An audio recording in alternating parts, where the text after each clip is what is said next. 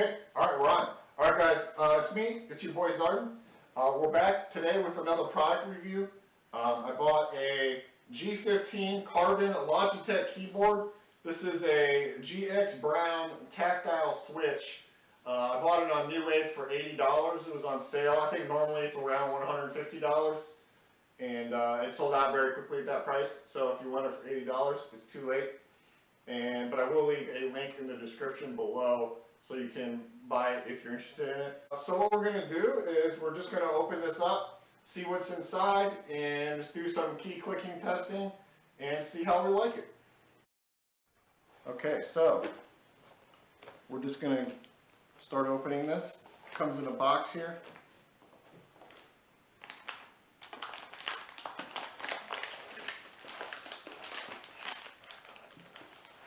And one of the reasons I bought this is because it comes with this pad. This is a wrist pad. A lot of keyboards, mechanical keyboards in the lower end, they don't come with this. And it has some weight to it. So you can see it here.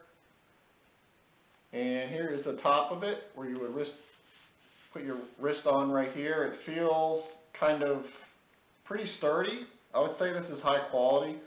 The bottom of this also seems to be pretty scratch resistant and high quality. It's got a nice weight to it. Here's what the top feels like. So yeah, I would say this is pretty nice. Now I think it's supposed to be magnetic here, so we'll see. And we will take this out the box.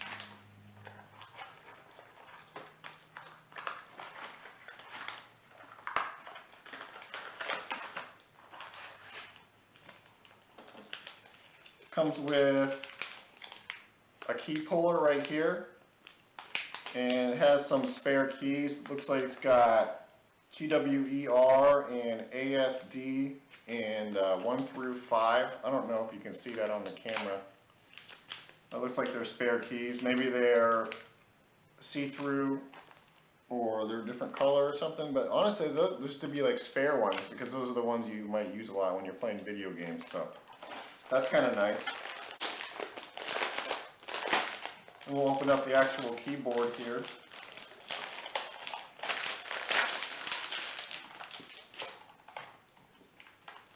And on the back it has 2 legs that you can prop up so you can get an angle to your keyboard. Here's what the side looks like. And the actual leg, I have kind of skinny but long fingers. It's about twice the width of my finger. It might be an inch up off the ground. It's pretty good tilt, I would say. And this keyboard in general also has pretty good weight to it. It's hard to describe it, but yeah, it has good weight. It feels quality. It does not feel cheap. Over on the side here, there's a USB port, and it has 2 USB cables. One's going to be for that USB port, and the other one's going to be for power. I read that you do not need to plug both of these in simultaneously to get it to work. One is simply for the USB, and it actually has a mark on here. It says USB, and then the other one here has a little keyboard ingrained onto it, so you know which one is which. So that's kind of nice. And this cord here seems to be pretty high quality. It's got some nice stitching around it, and it's pretty heavy, so it's not just like the bare minimum rubber, so it also feels pretty good. So we'll just put this down. I'll face it towards the camera so you guys can see, and you can tell this looks very nice.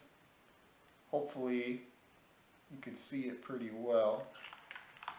And we'll click on it. And remember, this is the Brown GX, and yeah, it feels pretty good. There's a very slight bump in the middle of it. But overall, I would say it's pretty nice. Now, this does not appear to be magnetic. I think I was wrong about that.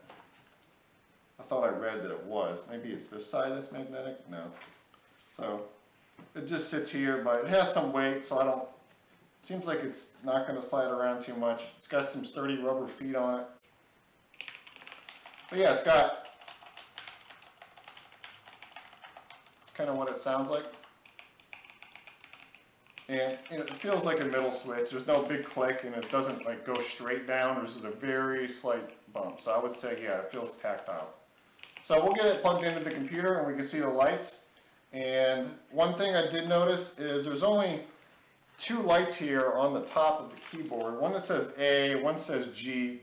These are usually like your lock lights. So you have like you got caps lock, you got scroll lock, and you got number lock. So one of these three probably does not light up here. We'll figure out which one that is, and we'll be right back after I have it plugged in. Okay guys, we're back again. You can see the keyboard on in all its glory. I'm going to turn the lights off in a minute so you can see the RGB a little bit better. And when I actually sat down to type on this, it felt pretty comfortable. I thought it was going to be a little tight, but it might just take some getting used to because every keyboard's a little bit different. If you would look at the side here, you can see how much it actually goes down. It goes down a decent amount. I'm not sure like what all like the specs are between all the different switches. I'm no switch expert, but it felt really comfortable actually when I sat down and typed on it. So I was happy about that. I like the tilt and I like the wrist pad. And we'll just turn the lights off here real quick.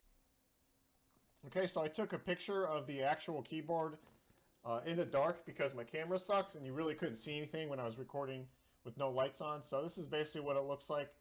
My camera that takes the still pictures sucks as well. So, but this is at least better than what you would have seen. And it looks pretty cool.